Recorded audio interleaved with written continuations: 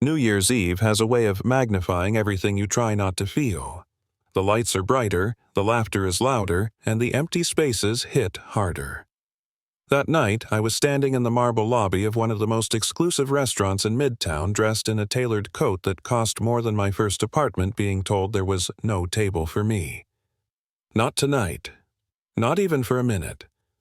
The host smiled the kind of smile people use when they're trained to be polite but firm, and said, "I'm really sorry, ma'am, we're completely booked."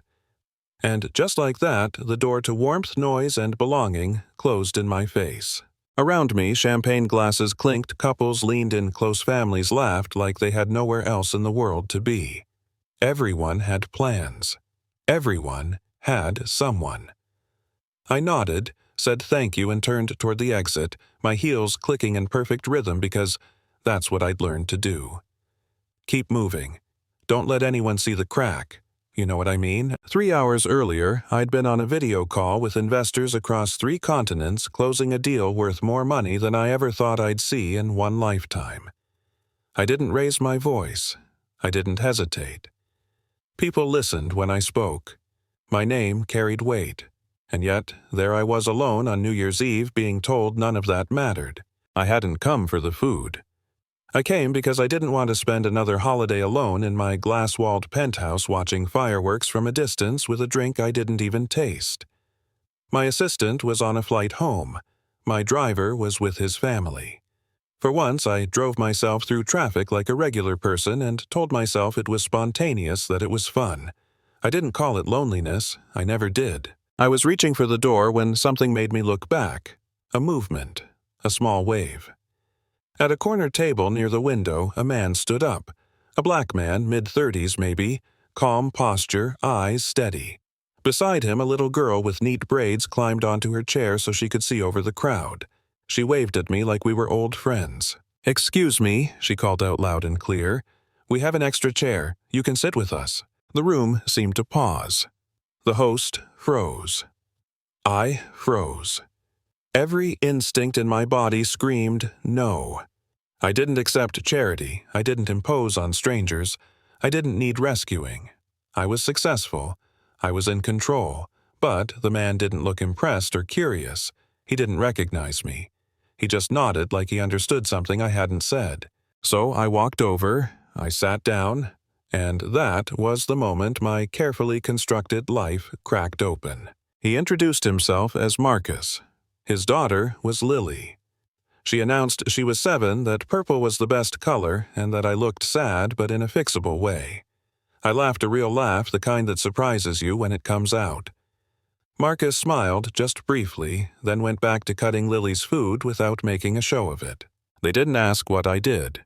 When Lily asked, Marcus said I ran a business and changed the subject. And I let him. For the first time in years, I wasn't the title, the net worth the headline. I was just a person sitting at a small table because a child decided no one should be alone on New Year's Eve. We talked about simple things. Ice cream flavors. Whether it would snow before midnight. Lily declared math was too bossy and art was better. I admitted I couldn't remember the last time I'd had ice cream at all. She stared at me like I'd confessed to a crime. "That's really sad," she said. "We should fix that later." I watched them together. The way Marcus listened when she spoke. The way she leaned into him without thinking. It hit me then, quietly and painfully. This was what family looked like.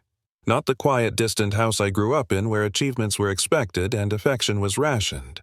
This was warm, messy, real. At one point, Lily asked me if I cried. Marcus tried to stop her, said it was personal. I told him it was okay.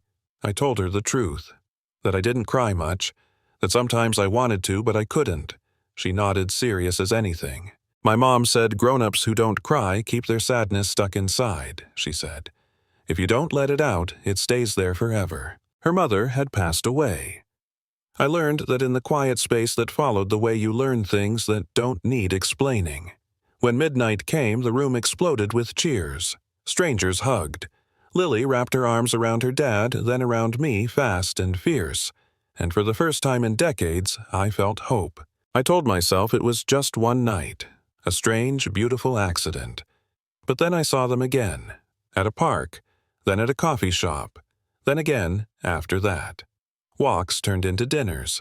Dinners turned into something I looked forward to.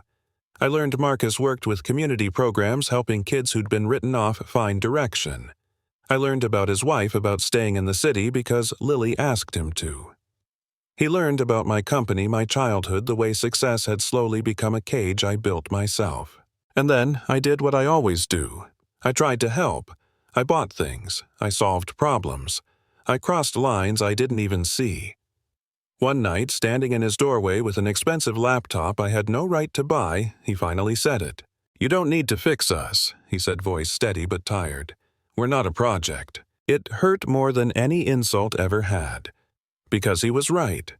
I'd spent my life proving my worth through what I could give, what I could control. Love doesn't work like that. I tried to change. I really did. I learned to sit still, to listen without offering solutions. It was harder than any deal I'd ever negotiated. Then a photo leaked online, a headline. Comments that turned ugly fast. Marcus pulled back. He asked for space. And for the first time I gave someone exactly what they asked for instead of what I thought they needed. The silence nearly broke me. Without my power, my money, my ability to fix things, I didn't know who I was. So I volunteered. No cameras, no press, just showing up reading to kids who didn't care who I was, only whether I remembered the funny voices. Months passed. I changed quietly. Not to win him back, but because I finally understood. And one night he called. Said Lily asked about me. Said maybe we could talk. Just talk. A year after that first night, New Year's Eve came again. No fancy restaurant. Just a small apartment soup on the stove, a little girl painting on the floor, and me setting the table wrong and laughing about it. Midnight came. Fireworks lit the sky. Lily hugged us both. And standing there, I realized something. Winning isn't always loud. Sometimes it's quiet. Sometimes it's learning that you don't have to earn your place at the table. So here's my question to you. Was I wrong to try to help the way I knew how, or was I finally right when I learned to stop? Where do we draw the line between generosity and control, between caring and overstepping? Drop your thoughts in the comments because stories like this don't end cleanly, and the conversation matters more than the answer.